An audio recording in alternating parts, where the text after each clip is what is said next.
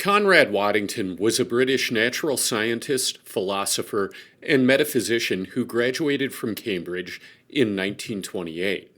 Among other things, he studied the effects of heat on the wing shapes of fruit flies and observed that some of the induced changes carried down through generations.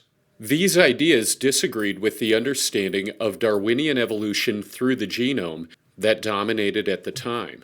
In this paper, the Epigenotype, which he published in 1942, he discussed similar phenomena that had been observed in other animals as well. Physical traits that show up as a result of environmental shocks and can be passed to offspring. He called this phenomenon genetic assimilation. Some of his critics at the time said he was referring to Lamarckian evolution. But the Irish evolutionary biologist Wallace Arthur described it as phenotypic plasticity, the ability of the genome to carry physical traits that can later be activated. Epigenetics remained on the sidelines of research until the late 1990s. It's become increasingly popular since then, and studying the epigenetics of endemic stem cells has become very important in the fields of aging and degenerative disease.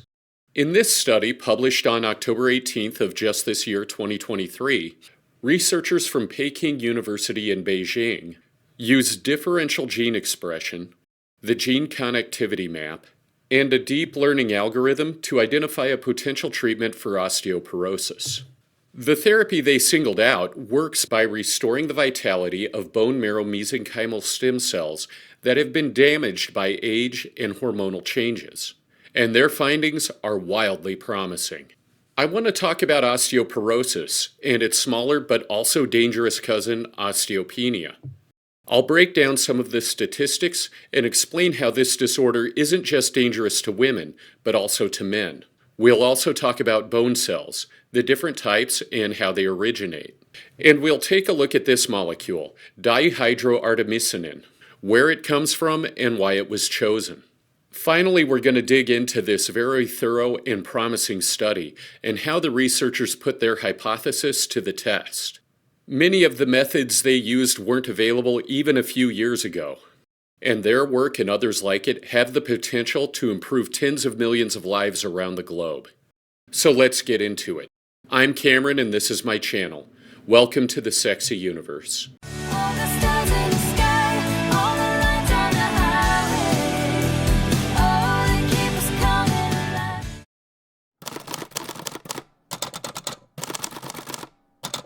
Osteoporosis is the most common degenerative bone disease. It affects at least 200 million women and at least 50 million men around the world. It's strongly associated with age, but can affect younger people as well. Global diagnostic data shows that the incidence for men at age 50 is about 0.6%, and it's about 3.4% for women at the same age. But over time, those numbers rise to about 23% of men and about 61% of women over the age of 90. It's typically diagnosed by DEXA scanning. DEXA scanning is a low-intensity X-ray that specifically looks at bone density in the femoral neck. From the scan, a positive or negative T-score is assigned. The score is calculated based on the percentage difference between the patient's mineralized bone density and the average bone density of women in their 20s. The patient's deviation from the healthy standard, in percentage terms, is 10 times the T-score. So a T-score of +1 indicates a bone density about 10% higher than the healthy standard, while a T-score of -2.5 is 25% below it. And that 25% lower bone density is the diagnostic criteria for osteoporosis. So a T-score of -2.5 or a mineralized bone density of 0.577 grams per centimeter squared. A T-score between -1 and -2.4 is defined as osteopenia, which is a less drastic decline in bone density, but as I'll explain later, it can still be very dangerous.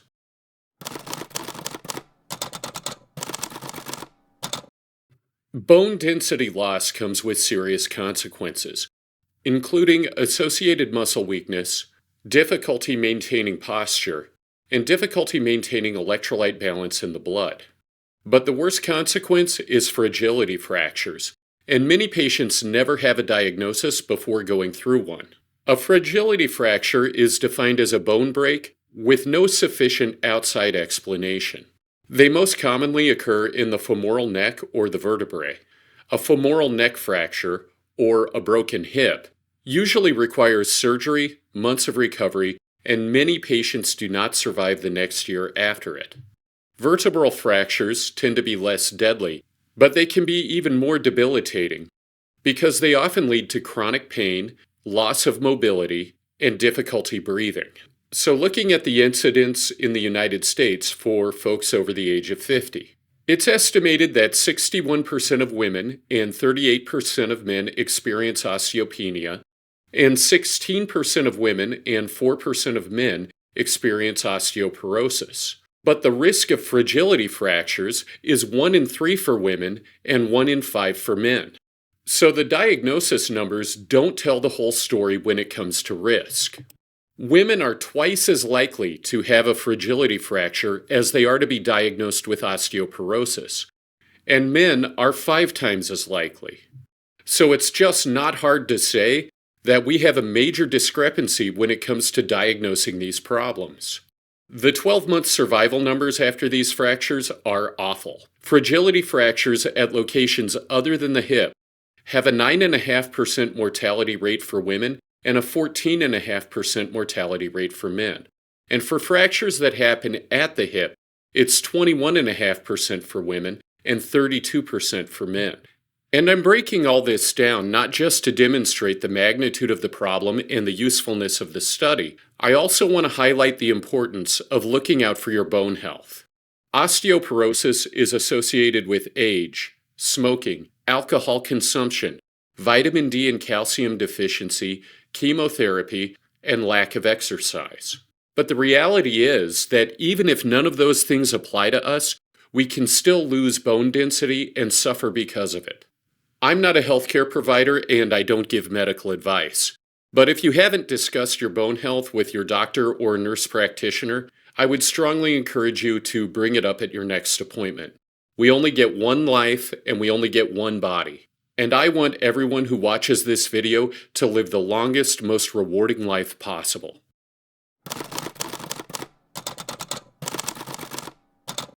So now let's get into some of the main stuff with functional bone cells, what they do and how they're generated. Hard bone tissue is actually pretty porous, and the structure consists mainly of collagen fibers that act like a frame, mineralization, and blood vessels. The major regulating hormone of bone tissue generation is estrogen, and that's true for both men and women. In women, nearly all the estrogen in the body is produced in the ovaries, while in men, about 80% of it is produced by conversion of testosterone. And that happens in the brain, fat, bone, and skin tissue. The main cells involved in producing bone tissue are osteoclasts, osteoblasts, osteocytes, and bone lining cells. Of these, bone lining cells are the least understood, but they appear to act as a protective cover that separates bone tissue from reactions that occur outside of it. They also facilitate the activity of other bone cells. Osteoclasts break down and remove bone tissue when it's damaged or no longer needed. After doing this work, which is called resorption, they recruit osteoblasts. Osteoblasts build and replace bone tissue. In the process, some of them get buried into the bone matrix and become osteocytes. Like they said on Pirates of the Caribbean, part of the crew, part of the ship. Osteocytes live in the bone matrix and they sense stress, strain, and damage.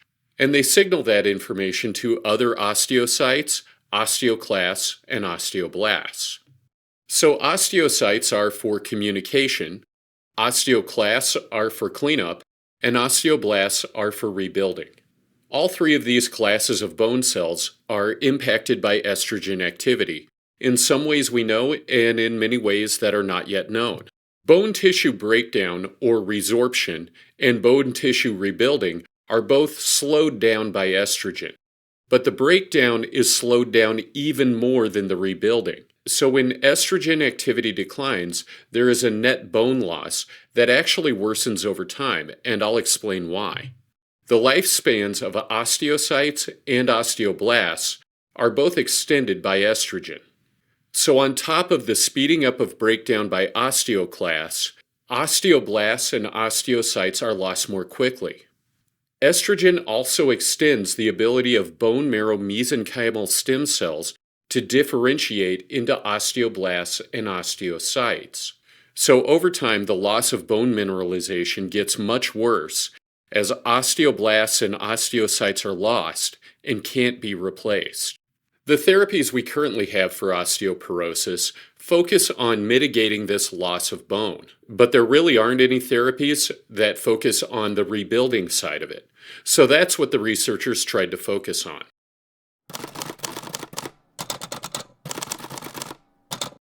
Bone marrow mesenchymal stem cells can form osteoblasts, adipocytes, which are bone marrow fat cells, or they can regenerate and replicate themselves to keep the reservoir of endemic stem cells full. But one of the hallmarks of osteoporosis is that they lose the ability to become anything other than adipocytes. Part of this loss of stemness is a byproduct of age, but it's exacerbated by a decline in estrogen levels. So a decline in the population of osteoblasts is a direct result of this loss of stemness. And since osteocytes form from osteoblasts, their numbers start to decline as well. But the breakdown of bone tissue still continues. Osteoclasts, the resorption cells, form through a different pathway. Two or more monocytes, which are a type of white blood cell, merge to form one osteoclast. As a result, osteoclasts can have multiple nuclei. 2 to 5 nuclei are the most common, but osteoclasts have been observed that had over 200 nuclei. And monocytes don't form from mesenchymal stem cells, they form from bone marrow pluripotent stem cells. Those stem cells have a long list of things they can become, and I'm not going to go into it here, but this image includes a whole bunch of them. What the researchers in this study tried to do was restore the stemness of bone marrow mesenchymal stem cells, so osteoblasts and osteocytes could be replaced and bone growth could be restored. The first thing they used was DLEPS, which stands for Deep Learning-Based Efficiency Predictive System. This system looks through a database of known therapeutic molecules that can alter gene expression in unhealthy cells back to a healthier state. In essence, it looks for ways to repair a cell's epigenome. To do this, they had to find the differences in gene expression in healthy cells versus unhealthy cells. To do this, they compared the gene expression in the bone tissue of newborn mice with the gene expression in the bone tissue of adult mice. Mice were deliberately selected because they've been shown, at the cellular level, to have similar aging and degenerative disease profiles to humans.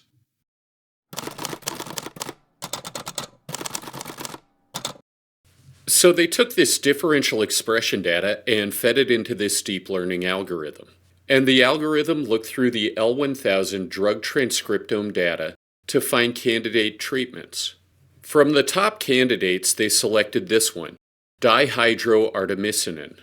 It's a traditional Chinese extract that comes from the white hairy aspen or from the bracket fungus Ganoderma colossus.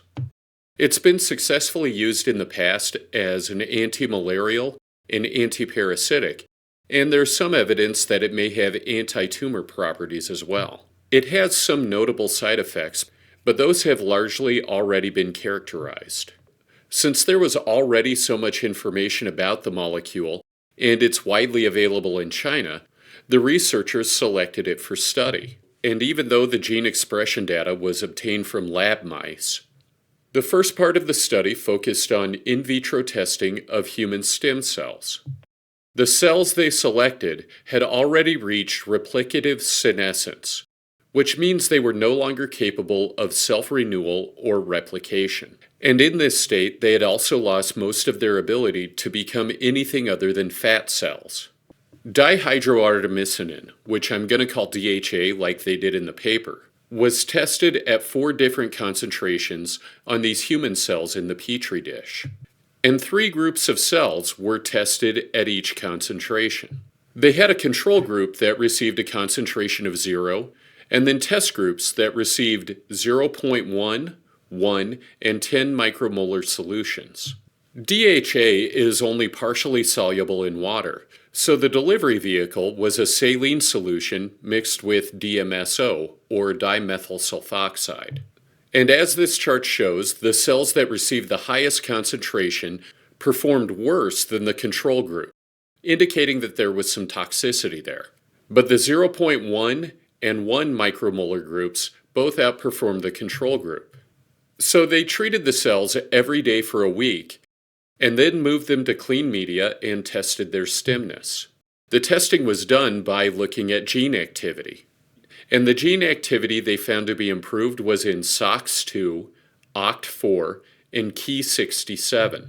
SOX2 is a gene that's involved in osteoclast activity as well as osteoblast renewal and proliferation. OCT4 is a stem cell pluripotency gene, so it helps stem cells differentiate into functional cells.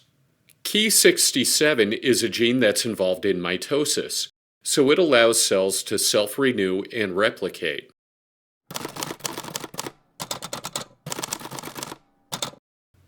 As you can see in these charts, SOX2 and OCT4 activity nearly doubled, and Ki67 activity nearly tripled. So all this gene activity shows that on a molecular level, the cells were experiencing restored stemness. These 3 genes, PPARY, CEBP alpha, and FABP4, are associated with adipocyte formation, and their activity all declined. So there was abundant evidence that the stem cell's ability to form functional bone cells was regained, and they became less likely to form adipocytes.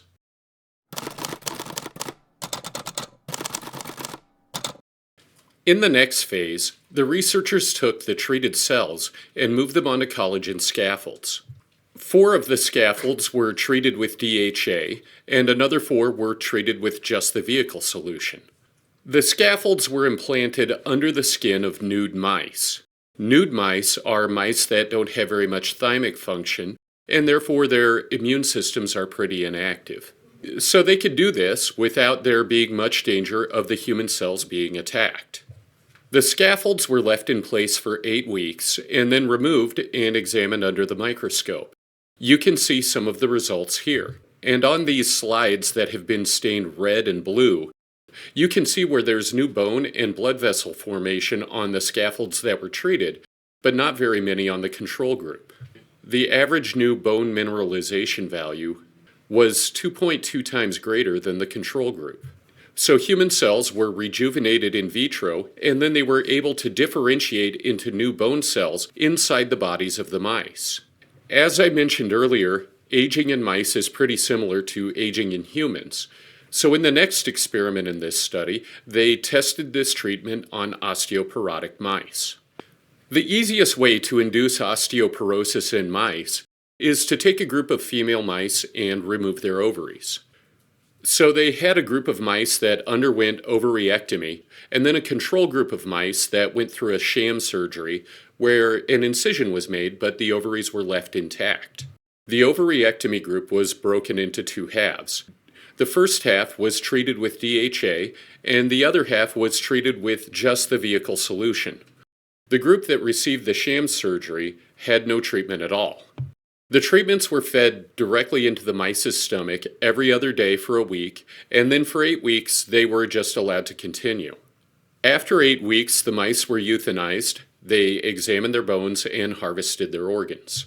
And you can see here a comparison of the femur cross sections. The sham group looks great, and as you can see, the treatment group didn't do quite as well, but much better than the group that received no treatment at all. In this slide, you can see where the researchers used oil red to look for fat deposits. The 0 treatment group is completely saturated, while the group that was treated with DHA and the sham group both look pretty good. A commonly used treatment for osteoporosis in humans is alendronate, but it can be difficult to administer because it can cause sores in the mouth or esophagus. So the researchers used mesoporous silica nanoparticles to create an injectable form of alendronate that could also be paired with DHA. And for this phase, there were 4 groups. There was a sham group that hadn't had any surgery, and then the ovariectomized group was broken into 3 pieces. The first piece was a control group that only received a buffered saline solution, a group that received the nanoparticles with alendronate, and then a third group that received the nanoparticles with both alendronate and DHA. The treatment was administered by injecting it into the mice's tail veins. This was done once a week for 6 weeks. And just like before, the mice were autopsied. And here are the results. None of the mice that had received an ovariectomy outperformed the group that was left intact. And this is what you would expect. The group that received just the buffered saline solution fared poorly. And the mice that received the nanoparticles with alendronate only performed relatively well compared to the control group. And the group that received alendronate plus DHA absolutely crushed out both. It wasn't even close. Although you can see that the group that received that treatment didn't perform as well as the sham group. As I mentioned earlier, they harvested the organs of the mice after they were euthanized. And they tested the organs for toxicity and harm. But they didn't find any evidence of toxicity or harm to the animal's organs. They also tested this treatment solution on human cells in the petri dish to look for toxicity. But they only observed toxicity at high concentrations above 50 micrograms per milliliter.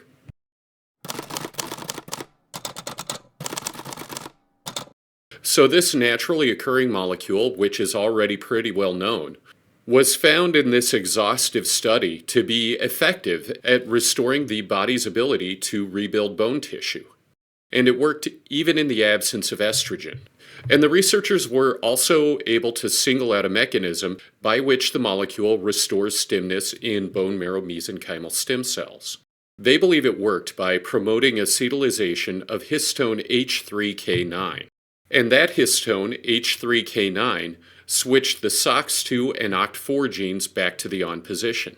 This promising study brought together a lot of new scientific tools and used some old ones as well. The list includes epigenetics, nanoparticle technology, a deep learning algorithm, and stem cell restoration. And what they found could make a huge impact on a debilitating disease that's likely to impact all of us. There are already multiple controlled trials for DHA as a malarial treatment all over the world. And I think it's very likely that we'll soon see one for osteoporosis as well. And when it happens, hopefully you and I will be here to talk about the results. This is an amazing time to be alive. There's just so much to be discovered. And if you'd like to look more into this study and some of my other references, they're going to be in the show notes, which will be posted on my website, thesexyuniverse.com.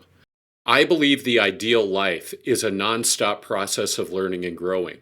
Thanks for learning and growing with me. I want to hear what you think, so please put your thoughts or any information you'd like to share in the comments section below. And hit the like and subscribe buttons on your way out. Stay on your game, and I'll see you next time on The Sexy Universe.